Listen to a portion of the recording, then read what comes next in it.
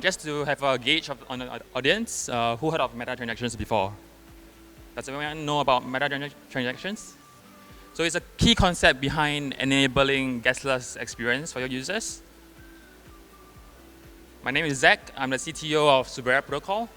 We are a payments company, and we authored the EIP 5827, which allows users to specify spending limits on their ERC20 tokens. So just a quick introduction of Suberra protocol. Our goal is to allow anyone to accept crypto payments for anywhere, for anything. So our first product is actually a crypto payments checkout. So in this example, you are able to pay for Telegram Premium on a recurring basis with our checkout page. So every 3 months, we'll be charging your EOA wallet for $15 USDC. So this is the agenda for today. We'll be talking about meta transactions and the general approaches to enabling this experience for your users. And we'll look at some examples of how you enable gasless transactions. We believe that the future of Web3 apps should rival the current Web2 technologies. So users should be able to onboard to your app without knowing that it's Web3. And to enable that, the first step is to solve a UX experience for your user. So how do you enable the initial gas payments to be gasless? So this is a typical example of a user trying to transfer USDC to a recipient. So you want to transfer 1 USDC to Alice in this example. But what if Bob doesn't have any ETH on his wallet? Oh, right. So to answer this, you need to look at what is a typical transaction on chain. So this is a raw EIP 1559 transaction on chain. So you can see here, like there's gas limits, there's the fee that you pay, and the first field here is Bob EOA wallet. So the address of Bob is specified here, and the two field is actually the USDC contract. And the data here specifies the function you want to call. So in this case, it's transfer, the recipient, and the amount you want to transfer. And the last part here is the signature that verifies that TX is actually from Bob. So if we want to pay gaslessly, we can't bypass the gas limit here and the gas fees here on the validators. So to achieve this is a meta transaction. The from field change here to a relayer, third-party relayer wallet. The two field here is actually a meta TX compliant contract. And the data here actually is a wrapped function where Bob's signature is actually specified inside the call data. And lastly, the signature here is just the relayer signature. It could be any wallet that has ability to send transaction on chain. So this is an example of the meta TX I showed just now. So Bob will actually sign a meta transaction and relay it to a third-party user. He can send this meta TX via API call or send it via QR code, for example. Then Charlie here would send this on-chain and pay for gas on behalf of Bob. And once USDC contract receives this, then you will transfer the funds to Alice.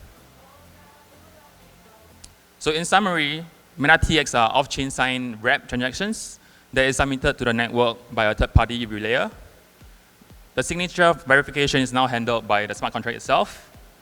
And fee payments and sponsorship logic is either off-chain or by the contract itself.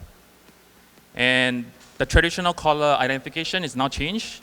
Instead of message.sender, the contract has to determine who is the original sender.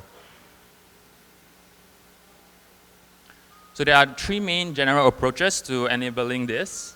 First is a standard EIP 2771.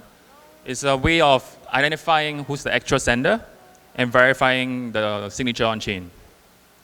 And there are various, second one is custom implementations. These are non-standard ways of enabling this system. So some examples are our protocol and like USDC contract, they enable this. And lastly, we have contract wallets. So contract wallets enable additional logic to be embedded inside the wallet itself. So we can code in some logic to verify signatures and so on. Okay, so our first example is actually EIP 2771. So it specifies a way of whitelisting a trusted forwarder This forwarder verifies the signature that is being sent to the contract, check that the nonce is not being used before. This is to prevent replay attacks. And lastly, it appends the original caller address to the end of your call data. Right? Then on the target contract, there's some modifications to be made. It has to trust a single forwarder, so it has to whitelist a particular address that it trusts as a verification contract. Lastly, it has to decode the caller if it's sent from this particular forwarder to decode the actual original sender. Some examples of this is like GNS, which is a guest network station, and Economy Relayer and Gelato. So this, the advantage of this approach is that there's minimal modification on the target contract, but it relies on a single forwarder implementation. So you can easily switch different implementations out. Next, I'll go through some examples of a custom implementation. So this is what we use behind the scene at Suberra. So we follow like the economy meta-TX standard. What it does essentially is move the forwarder contract into the same contract as your target contract. So the target contract now verifies the signature and makes sure that replay attacks are mitigated, and it appends the call data, the caller address, into the call itself.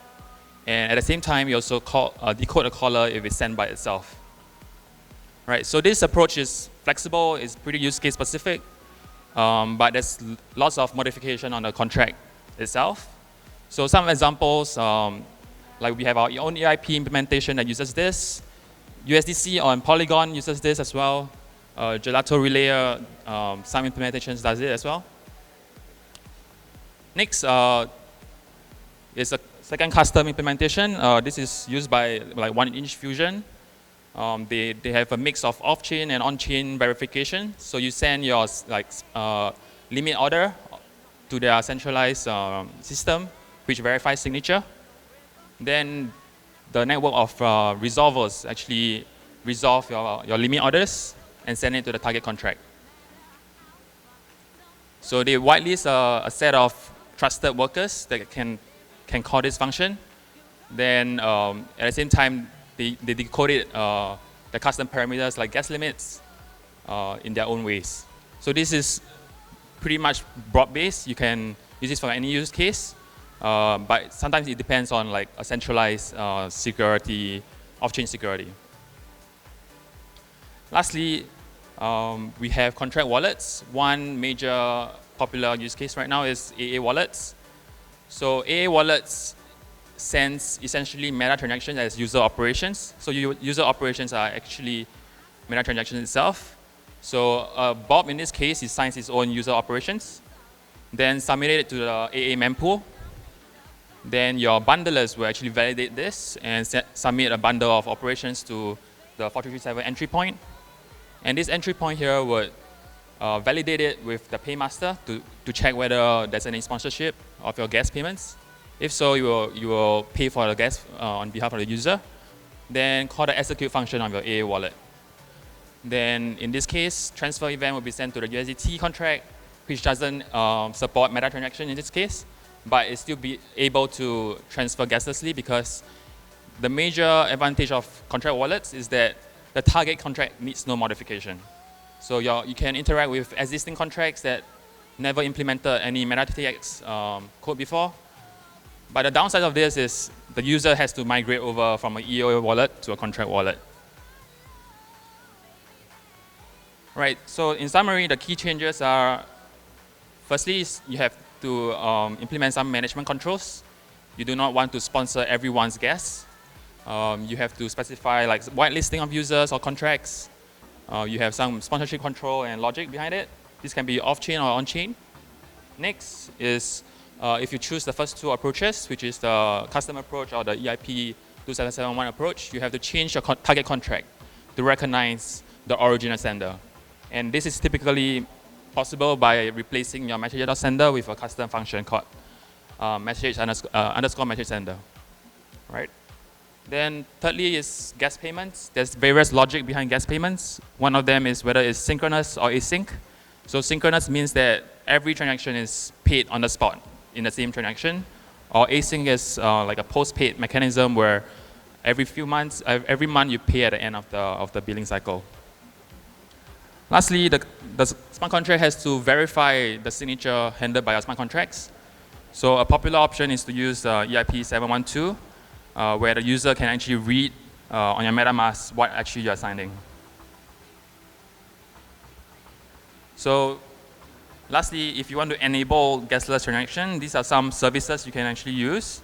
So Biconomy is one of the popular ones where they have a simplified SDK for user to onboard either via AA wallet or like EIP 2771.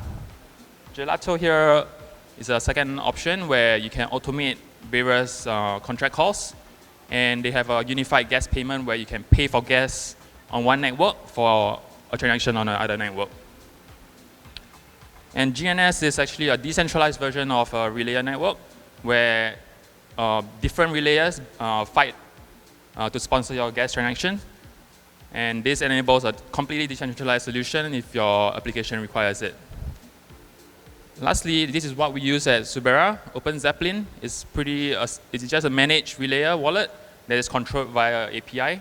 So we can actually just trigger a transaction on chain via API. So how do we use this in Suberra?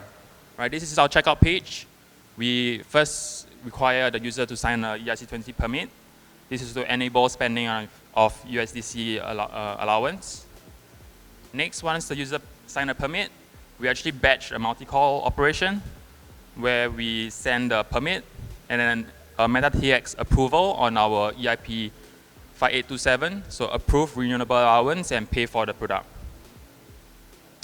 Lastly, we send this over to Open Zeppelin Defender, which relay our transaction on chain and pay for gas at the same time. We at Suberra aims to enable crypto payments anywhere for anything.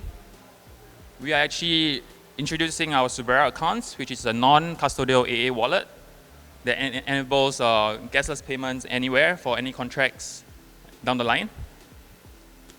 For a start, we are actually launching our Suberra card, which enables you to spend directly from your AA wallet for anything, anywhere. So this is a non-custodial account, similar to a debit card model, where you find your AA wallet and you can spend it through a credit card network. And that's all for my presentation, and this is our waitlist for the card. So do sign up. We are launching in Q3. We are very excited for this. It's one of the first non-custodial crypto card you can have. And this is my contact information. If you have any questions about meta transactions or payments, do find me. And thank you.